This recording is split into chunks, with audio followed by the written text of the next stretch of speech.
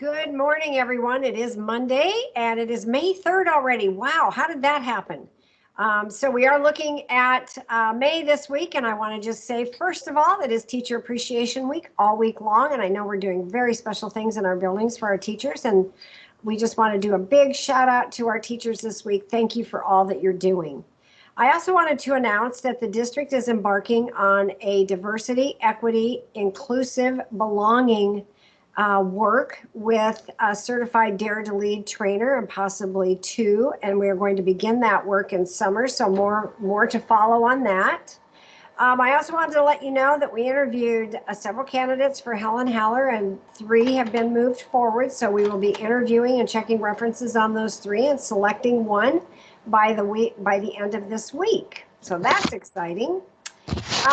Also, we hired 2 new technology support technicians and a district assessment and student information systems manager. So we have been very busy, and I will let Victoria explain what those jobs are and when those people are beginning. So Victoria, I'm handing it over to you. Thank you.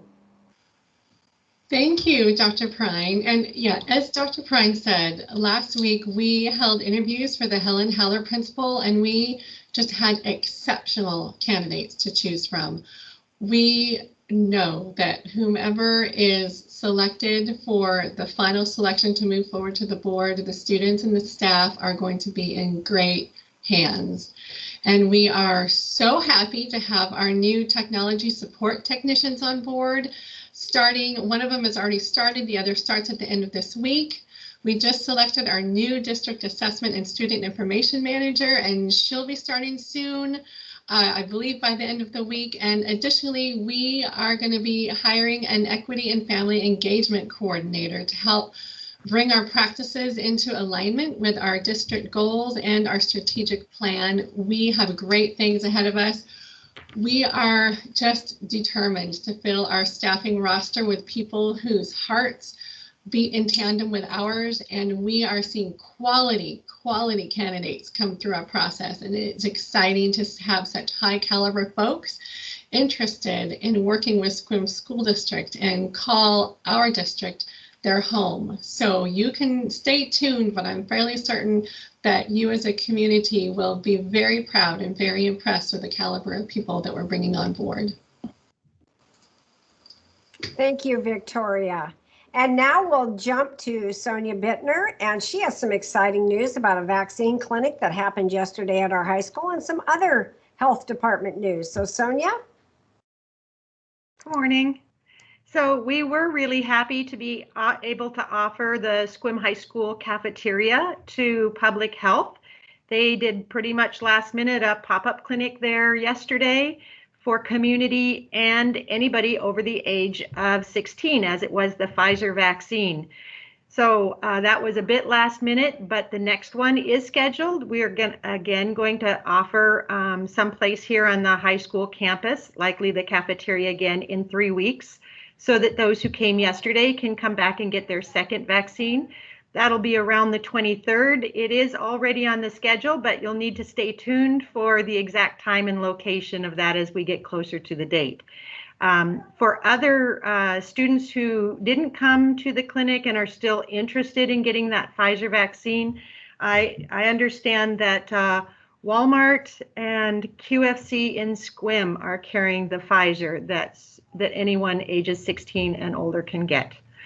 So as I was talking to some of the students who were there yesterday, they thought it was important that we get out information about the good things about being vaccinated to their fellow students. And so I was going to review those briefly.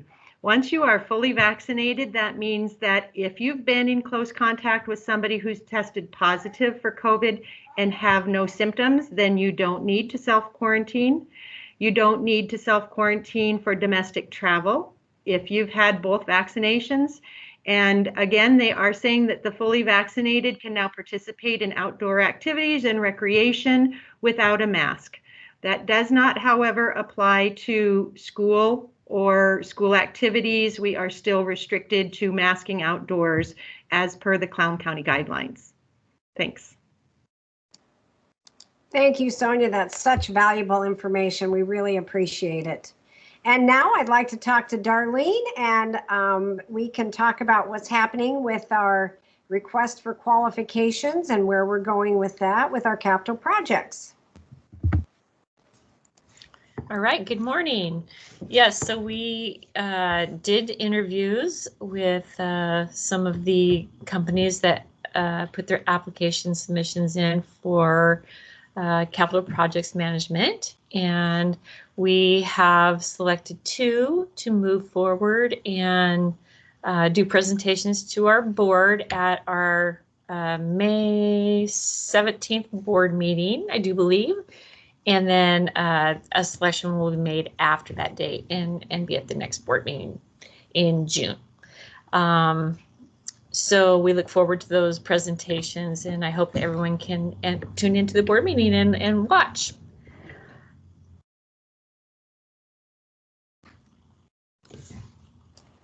All righty, thank you very much. And on that note, it is the first week of May, and we will have another Rise and Prime podcast on Friday morning, bright and early. It's starting at 6 a.m., so we hope you'll join us at some point after that is released. And those podcasts are really fun. It's really fun to interview the people from around the district, and eventually we'll get out into the community and start interviewing some of our community partners. So on that note, we would like to say thank you, have a great week, and we will see you all back here next week. Thanks.